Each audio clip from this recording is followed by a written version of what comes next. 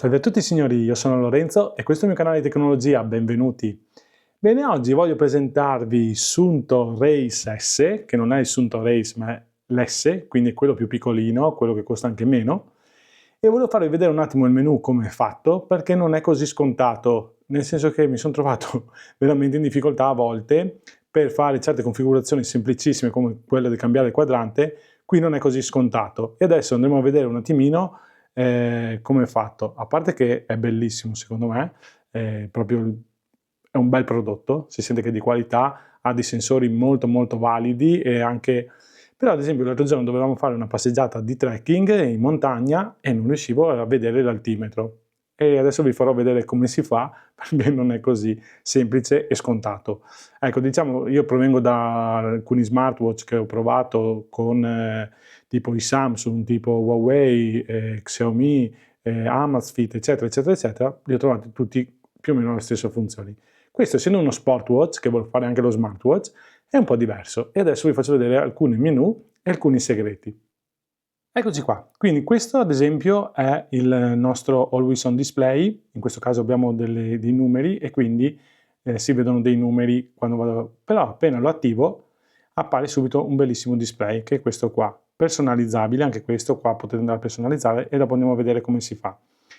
Allora, di solito per cambiare il display di uno smartwatch basta tenere premuto sul display e si sposta, ma qui vedete che non succede nulla.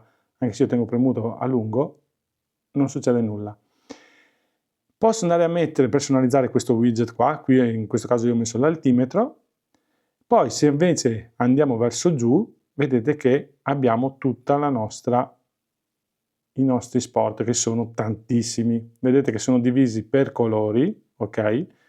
Quindi adesso andiamo a vedere qua, sono divisi per colore giallo, verde, verde più chiaro, rosso, blu.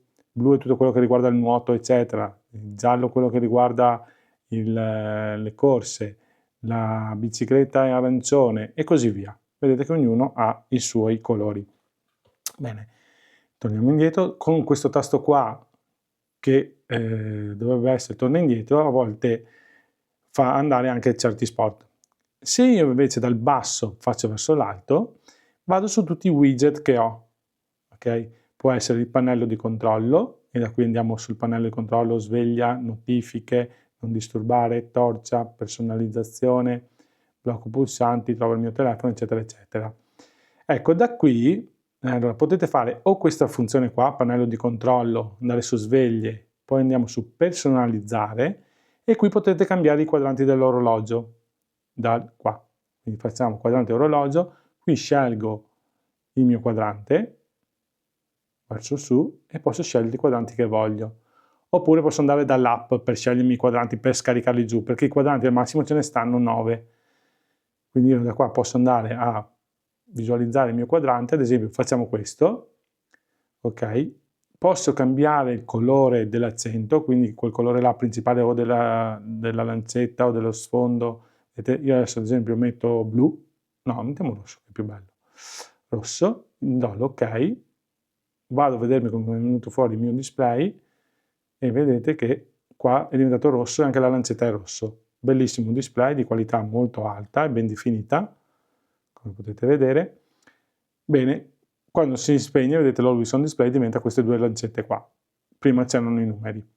Ok, adesso se volete andare su impostazioni, se no potete tenere premuto il tasto qua, laterale, andiamo in impostazioni, torniamo su personalizza, diamo sempre l'ok con la nostra corona, e complicazioni è quello che va a cambiarmi questo che c'è dentro qua. Quindi io adesso vado su questo, gli do ok, e qua posso mettere altitudine, posso mettere il barometro, posso mettere fase lunare, alba e tramonto, 12 ore e 38 minuti di sole, condizioni meteo, qualità dell'aria, il vento, le precipitazioni e ognuno ha le sue funzioni, diciamo così. Ad esempio a me interessa frequenza cardiaca, bene, mettiamo frequenza cardiaca. Poi vado giù così, posso andare a cambiare questo, in questo caso abbiamo la batteria, a me piace la batteria, quindi andiamo su questo, o il cuore. Questi due qua possiamo cambiare, questo non possiamo cambiarlo, quindi sì, posso personalizzarlo, ma con certi limiti.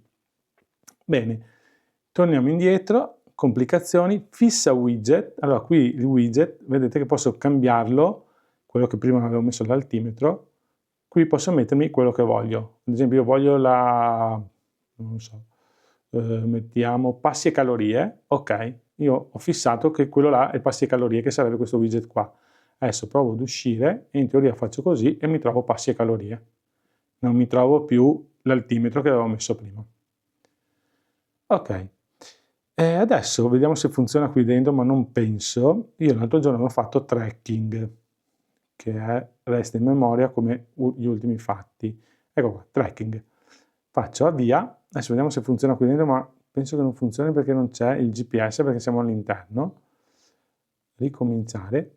Vedete? Io da qua ho detto, ma dov'è l'altimetro? Non c'è nessuna indicazione, mi dà l'indicazione appunto del tramonto, qui mi dà l'indicazione della salita, eccetera, eccetera, eccetera.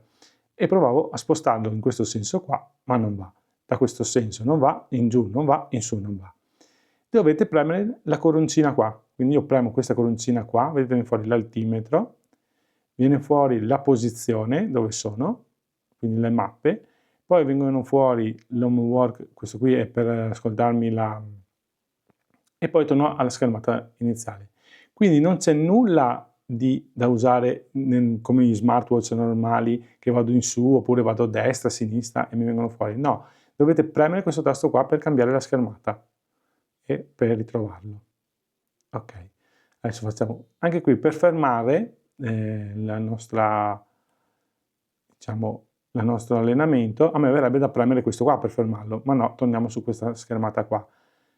Come si fa a fermare? Premo questo tasto qua superiore, ok, e poi premo stop. E lui è registrato. Poi devo dargli un altro consenso, dargli termina. Un po' macchinoso. Poi qua mi dice com'è andata, eccellente, molto buono, buono, scarso. Vediamo scarso questo qua. Lui adesso me lo salva e poi me lo troverò nell'applicazione. Ok. Altra cosa che si può andare a personalizzare è, tengo premuto tastino impostazioni, vado su generali, no scusate, andiamo su personalizzazione, gli diamo ok, andiamo su accensione superiore, vedete? Tasto superiore, cosa voglio che mi faccia il tasto superiore? Voglio che quando lo tengo premuto per più di 2 secondi mi vada sulle notifiche, ok, e questo impostato. Adesso impostiamo tutti e due. Tasto inferiore, cosa voglio che mi faccia quando vado dentro? Voglio che mi attivi il non disturbare. Ok. Io adesso torniamo indietro, così, e torniamo al nostro menu. Io premo una volta e non mi fa quello che gli ho detto. Perché? Perché noi abbiamo detto, se io tengo premuto il tasto, attivami la modalità non disturbare. Gli diamo l'ok, voglio disattivarla, lo ritengo premuto altri 2 secondi e vado direttamente qua. Se anche il tasto superiore abbiamo messo le notifiche, io tengo premuto e vado sulle notifiche, ok? Bene, andiamo, andiamo indietro e ok. Invece se io premo una volta mi dà l'ultimo esercizio che ho fatto. Ok, benissimo, e quindi qua parte, eccetera. Buono, con questo poi ci sarebbero, ma in caso farò un altro video perché si può personalizzare appunto gli sport e tutte le schermate che si vogliono. Allora, ottimo prodotto, io l'ho trovato veramente un ottimo prodotto, bisogna studiarlo, non è così semplice come pensavo fosse, anche queste cose qua, termina come è andata, ok, c'è troppi passaggi a volte, ci sono troppi passaggi, anche per cambiare lo schermo che di solito è così semplice negli altri smartwatch, questo bisogna fare più passaggi. E questo può essere un bene, può essere un male, nel senso che anche troppe cose, troppi passaggi, ecco così, per dire.